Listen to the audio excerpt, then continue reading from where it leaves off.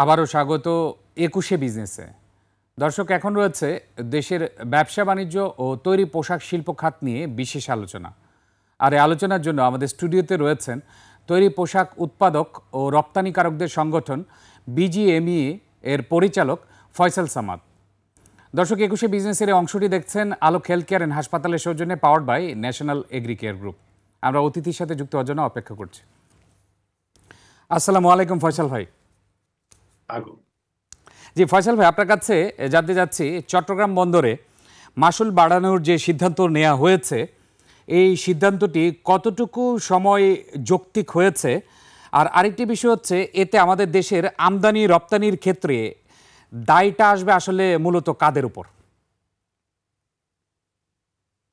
প্রথমত কথা হচ্ছে যে একদমই এটা আসলে মানে timing is the worst timing বলবো প্রথমত, কারণ এমনি আমরা চাপে আছি।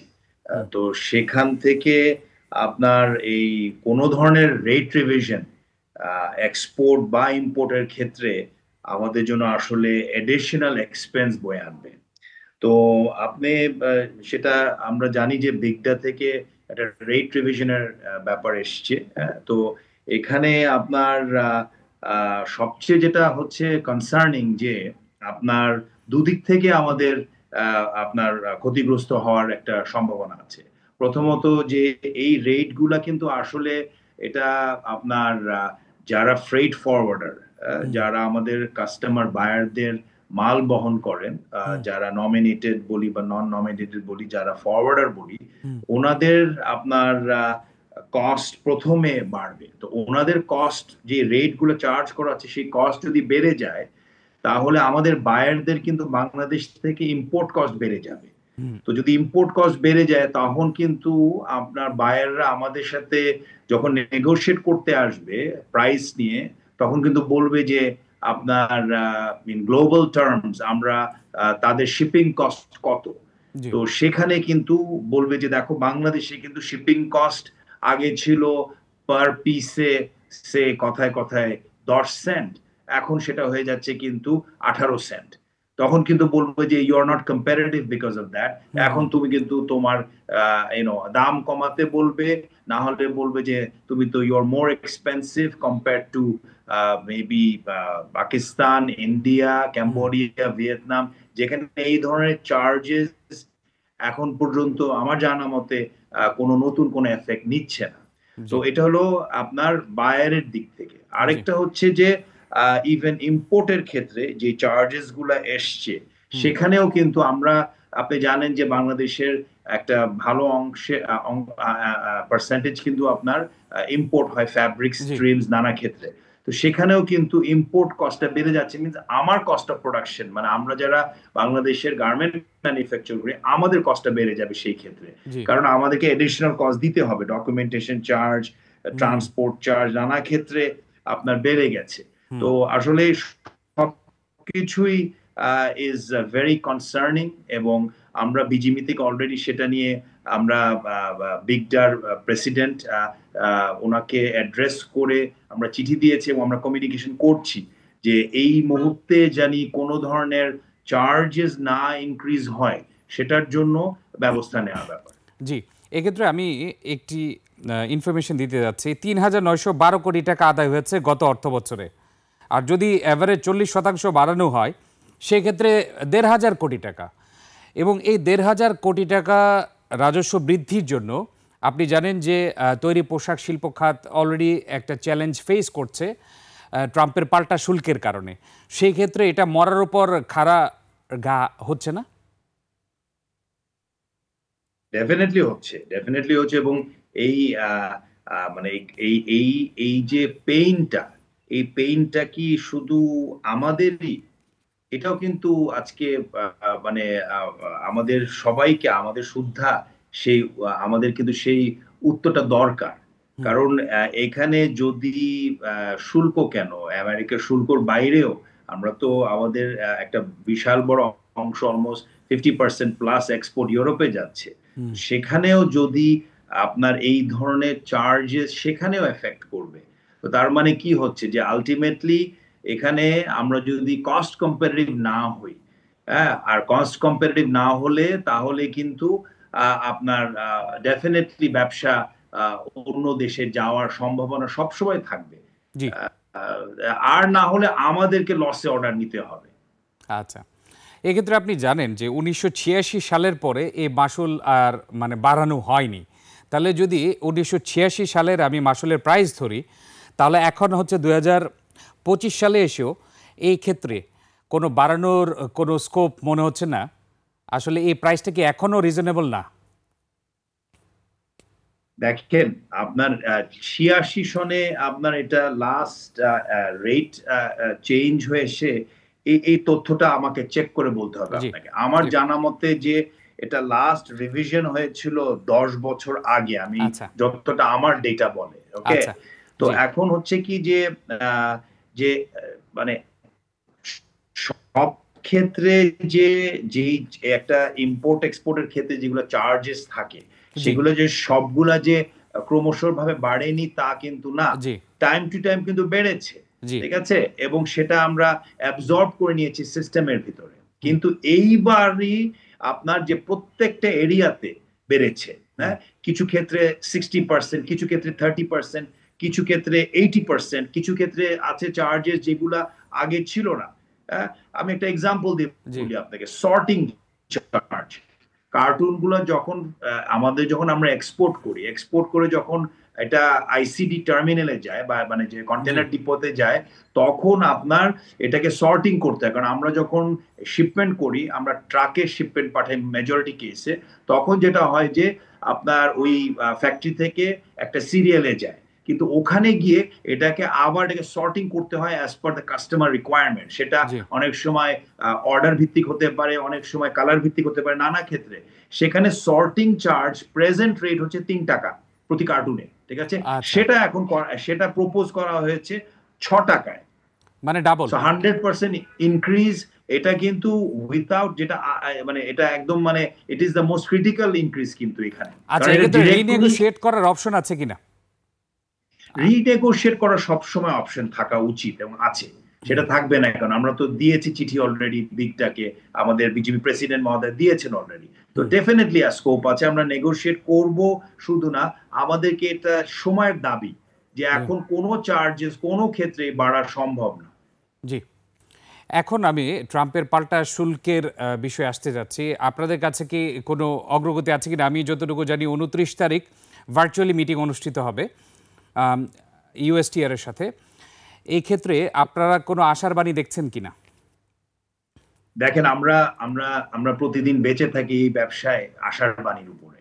হ্যাঁ, তো আশার বাণী তো থাকতেই হবে। হ্যাঁ, এবং আমাদেরকে আশ্বস্ত করা হয়েছে গভর্নমেন্টের থেকে যে দে আর ট্রাইং দেয়ার বেস্ট, এবং এখানে আমরা আশা করব যে এই বেস্ট আমাদেরকে ভেরি বেস্ট রেজাল্ট নিয়ে আসে, এক। জি, আর দ্বিতীয় হচ্ছে যে আপনার আমরা আসলে মানে এই নেগোসিয়েশনের ক্ষেত্রে বিজিএমই থেকে যেই যতটা ইনফরমেশন এবং সাপোর্ট দেওয়ার, সেটা আমরা চেষ্টা করেছি দিতে, এবং এখন বাকিটা রেজাল্ট দেখা যাবে।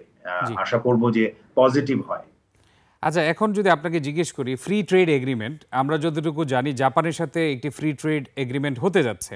কিন্তু একমাত্র জাপান ছাড়া অন্য কোনো দেশের সাথে মুক্ত বাণিজ্য চুক্তি হওয়ার কোনো প্রপোজাল অথবা কোনো আপডেট আমরা দেখতে পাচ্ছি না। কেন আসলে মুক্ত বাণিজ্য চুক্তি হচ্ছে না অন্যান্য দেশের সাথে? না, এখন প্রথমত হচ্ছে যে আপনি তো জানেন যে আমাদের একটা জিএসপি সুবিধা আছে নানা হুম, হুম, দেশে, হুম। রাইট? জি, জি। আমাদের এলডিসি গ্রাজুয়েশন এর, আপনার এলডিসি গ্রাজুয়েশন জি, ফয়সাল, আপনার লাইনে একটু সমস্যা করছে কানেক্টিভিটিতে। আমরা এই প্রশ্নের উত্তরটি ব্রেকের পরে এসে শুনি। এর মধ্যে আপনি যদি একটু কানেক্টিভিটিটা টেস্ট করে নিতেন। কি দর্শক, এ পর্যায়ে নিচ্ছে একটি বিরতি, ফিরছে একটু পরে, ততক্ষণ আমাদের সঙ্গেই থাকুন।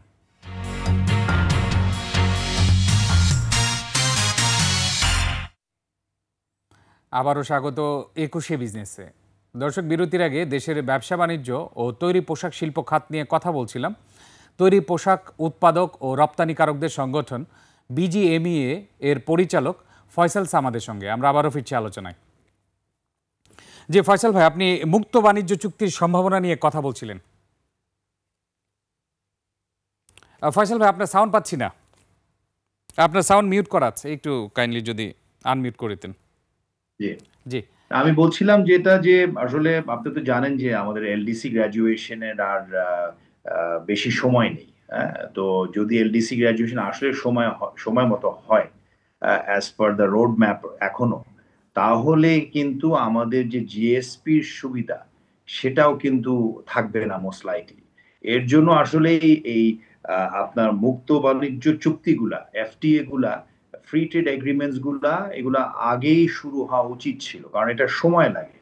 তো এখন now is the right time বলবো, লেট বাট নেভারদারলেস রাইট টাইম, যে ইমিডিয়েটলি আমাদের এই এফটিএ নিয়ে আমাদেরকে কাজ করা শুরু করতে হবে। সেটা অবভিয়াসলি এটাকে গভর্নমেন্ট লেড হতে হবে, কিন্তু আমরা যারা বিজিবি সংগঠন আছে, আমরা সেখানে যে মার্কেট গুলো আমাদের অ্যাক্সেসের জন্য যেটা প্রায়োরিটি, আমরা সেখানে কিছু প্রায়োরিটি দিব।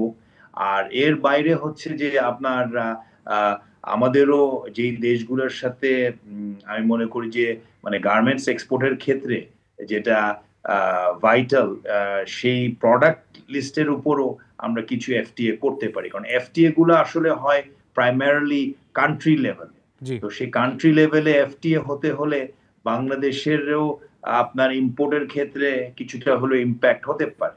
জি তো সেই জন্য এটা মানে অ্যাজ আ কান্ট্রি আমাদেরকে দেখতে হবে যে এফটিএ এর বেনিফিটস গুলা কি, এবং সেটার বেসিসে অবভিয়াসলি সেই ধরনের এফটিএ আমাদেরকে পার্সু করতে হবে।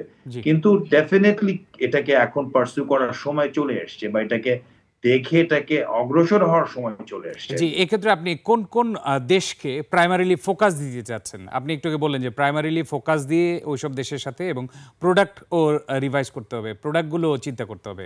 কোন কোন না দেশ? এখানে, জি না, যেটাই বললো যে প্রথমত আসলে এফটিএ করতে হলে it is more of a sort of a মানে ইটস আ কান্ট্রি ভিত্তিক আপনার আন্ডারস্ট্যান্ডিং বা হুম, মিউচুয়াল আন্ডারস্ট্যান্ডিং। তো সেখানে আমাদেরকে দেখতে হবে অবভিয়াসলি এক্সপোর্টকে প্রাধান্য দিয়ে আমাদের যে দেশগুলোতে আমরা বেশি পণ্য রপ্তানি করছি সেগুলো দেশের সাথে আগে নেগোশিয়েট করার ব্যাপারে বা আগে অবস্থান নেওয়ার ব্যাপারে সেখানে আমাদেরকে একটা জায়গা ক্রিয়েট করতে হবে। আপনি দেখেন যে যেরকম ইন্ডিয়া কিন্তু ইউকের সাথে একটা জি এফটিএ চুক্তি করেছে, জি এবং এটাও রিসেন্ট করেছে, কিন্তু এটার উপর কিন্তু গত 5 বছর ধরে তারা কাজ করছিল। জি ওকে, সো এটাতে কিন্তু এই যে এফটিএটা হয়ে গেল, দেখেন এখন যদি ডিউটি ফ্রি হয়ে যায় ইউকের সাথে, জি তাহলে কিন্তু বাংলাদেশের সাথে ইউকের সাথে এবং ইন্ডিয়ার সাথে কিন্তু একটা কম্পিটিশন দাঁড়া হয়ে যাবে জি এখনই, এই মুহূর্ত থেকে, যেদিন থেকে ফাইনাল হয়ে যাবে, হয়ে গেছে আসলে অলমোস্ট জানা মতে জি হয়ে গেছে। হয়ে তো গেছে। জি তার মানে নিউজে কি এসছে, হচ্ছে যে, জি নিউজে এসছে অলরেডি। জি জি অলরেডি এসছে। তো যেটা বোঝা যাচ্ছে যে তাহলে কিন্তু আপনার ধরুন যখন ক্রেতারা কিনতে আসবে বাংলাদেশে নেক্সট সিজনের জন্য, তখন কিন্তু তারা কিন্তু বাংলাদেশের যে জিএসপি সুবিধাটা ছিল, যে duty free access into the United kingdom, ওটা কিন্তু এখন ইন্ডিয়ার সাথে কম্পেয়ার করবে, যে তাহলে তো ইন্ডিয়া থেকেও 0%। জি তো at the end of the day আসলে কি জানেন, সবকিছুই তো আসলে আমাদের দেশের স্বার্থেই, এবং যতটা আমাদের উদ্যোক্তারা আমরা চেষ্টা করি এই $50 বিলিয়ন বিজনেস এস্টাবলিশ করেছি, এটার সাথে সাথে কিন্তু আসলে দেশেরও উন্নতি হয়েছে, দেশের যে জি কন্ট্রিবিউশন হচ্ছে, সবকিছু মিলে আমাদেরকে দেখতে হবে এটার প্রোজ এন্ড কনস। জি সেটার উপর ভিত্তি করে আমাদের দেশকে অগ্রসর হওয়ার স্বার্থে এক্সপোর্টকে তো ধরে রাখতে হবে। যে জি কোনো দেশেই export is the driving force, জি অবশ্যই। ইউনো। জি, জি এবং অর্থনীতির প্রাণ বলা হয় এক্সপোর্টকে, এই জন্যই আপনার কাছে সর্বশেষ সংক্ষিপ্তভাবে জানতে চাচ্ছি, আমাদের দেশে এক্সপোর্ট ত্বরান্বিত করার জন্য, বৃদ্ধি করার জন্য পার্শিয়াল বন্ড ফেসিলিটি বা ওয়্যার হাউস ফেসিলিটি বাড়ানোর বিষয়ে চিন্তা করার সময় এসছে কিনা সরকারের? সময় অনেক আগেই এসেছিল। আবার এই কথাগুলো বলছি এই কারণে যে অনেক ক্ষেত্রে মানে পলিটিক্যাল গভর্নমেন্টরা অনেক ক্ষেত্রে অনেক ডিসিশন নিতে পারেনি। হুম বাট এখন যে সরকার আছে, সেই সরকার দেশের স্বার্থে যদি রিফর্মের নানা কথা বলা হচ্ছে, কাজ হচ্ছে, এটাও এক ধরনের আপনার পলিসি যেটা নেওয়া দরকার। হুম কারণ আপনার ওয়্যার হাউস যদি হয়, তাহলে যেটা হবে যে আমাদের অনেক ক্ষেত্রে আমরা অনেক কিছু ইম্পোর্ট করি যেটাতে আমাদের লিড টাইম দরকার জি পড়ে। তো সেখানে আমাদের কিন্তু দেশে ডাইং ফিনিশিং প্লান্টস অনেক এক্সপ্যানশন হয়েছে, ডাইং ফিনিশিং। তো তো সেখানে আমরা যদি কিছু গ্রে মেটেরিয়াল নিয়ে আসি ওয়্যার হাউসে, বা আমাদের যারা সাপ্লায়ার তারাও যদি এনে রাখে, তখন কিন্তু লিড টাইমটা কমে যাবে এক্সপোর্টের স্বার্থে। জি তো তখন কিন্তু আপনি ওখানেও কিন্তু একটা কম্পিটিটিভ এজ দাঁড়া হবে তখন। জি সো ডেফিনেটলি আপনার এখন সময় চলে এসছে যে ওয়্যার হাউস বা পার্শাল বন্ডে মাল এনে রাখার এবং সেটা ইউটিলাইজ করার স্বার্থে, যেটা হচ্ছে আবার এক্সপোর্ট বৃদ্ধির স্বার্থে সেটা একটা অ্যাডিশনাল রিসোর্স হয়ে দাঁড়াবে। জি তো definitely it is now time যে এটাকে কনসিডার করার স্বার্থে। জি আপনাকে অসংখ্য ধন্যবাদ আমাদেরকে সময় দেওয়ার জন্য আজকে। আপনাকে ধন্যবাদ, ভালো থাকবেন। জি থ্যাংকস। দর্শক, এতক্ষণ দেশের ব্যবসা বাণিজ্য ও তৈরি পোশাক শিল্প খাতের নানা দিক ও করণীয় নিয়ে কথা বলছিলেন তৈরি পোশাক উৎপাদক ও রপ্তানিকারকদের সংগঠন বিজিএমইএ এর পরিচালক ফয়সাল সামাদ। দর্শক, নিচ্ছে একটা বিরতি। দুপুর 2টা 30 মিনিটে আবারও ফিরে আসবো 21শে বিজনেসে। দেখার আমন্ত্রণ রইল, 21শে সঙ্গেই থাকুন।